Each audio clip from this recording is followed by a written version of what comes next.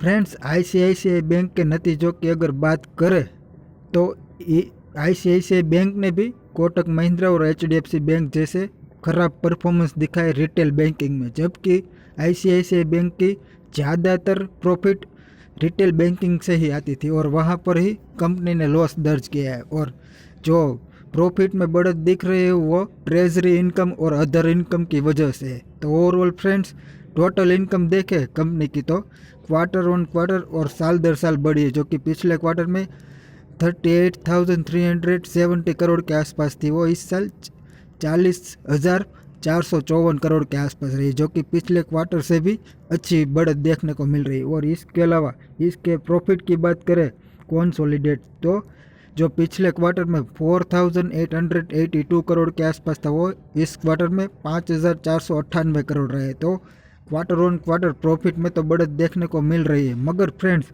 इसके segment wise result से इसका सही अंदाज़ा लगता है कि बैंक ने कैसा परफॉर्मेंस किया है। तो आप यहाँ देख सकते हो जो रिटेल बैंकिंग, वहाँ से कंपनी ने रेवेन्यू पिछले क्वार्टर और पिछले साल के दिसंबर क्वार्टर दोनों से ही अच्छी रेवेन्यू जनरेट की है, जो कि पिछले क्वार्टर में 18,654 करोड़ के आसपास थी, वो इस क्वार्टर में 19,051 करोड़ रही। और होलसेल बैंकिंग में पिछले क्वार्टर में जो 9,204 करोड़ के आसपास की रेवेन्यू जनरेट की थी, वो इस साल दिसंबर क्वार्टर में 9,279 करोड़ की है।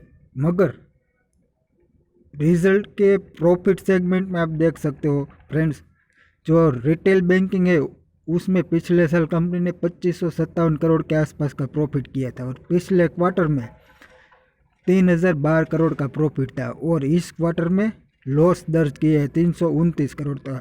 तो ये बहुत ही निराशाजनक परफॉर्मेंस है, क्योंकि ये प्राइवेट बैंक रिटेल बैंकिंग के लिए ही ज़्यादातर जाने जाते हैं और इसी सेगमेंट में इसका अगर लॉस आ जाए तो ये थोड़ा निराशाजनक ही होता है। और इसके अलावा इसका प्रॉफिट अच्छा क्यों दिखाई दे रहा है, तो आप उसकी वजह आप देख सकते हो। ट्रेजरी इनकम पिछले साल से 800 करोड़ के आसपास लगभग ज़्यादा कमाए और पिछले क्वार्टर से भी 400 करोड़ से ज़्यादा प्रॉफिट कमाए है। और इसके अलावा अदर इनकम जो पिछले साल 689 करोड़ के आसपास थी, वो इस साल 1,019 करोड़ आई है। तो इसी वजह से प्रॉफिट अच्छा दिख रहा है और इसके एनपीए थोड़े कम्फर्ट आ रहा है, क्योंकि ओवरऑल देखें तो बैंक का एनपीए 5% के आसपास ही था और अगर कोविड वाला एनपीए डिक्लेयर हो जाता है तब भी 5-5% के आसपास ही रहता है। तो ओवरऑल एनपीए में तो बहुत बड़ी डिसअपॉइंटमेंट नहीं दिखाई दे रही। तो फ्रेंड्स,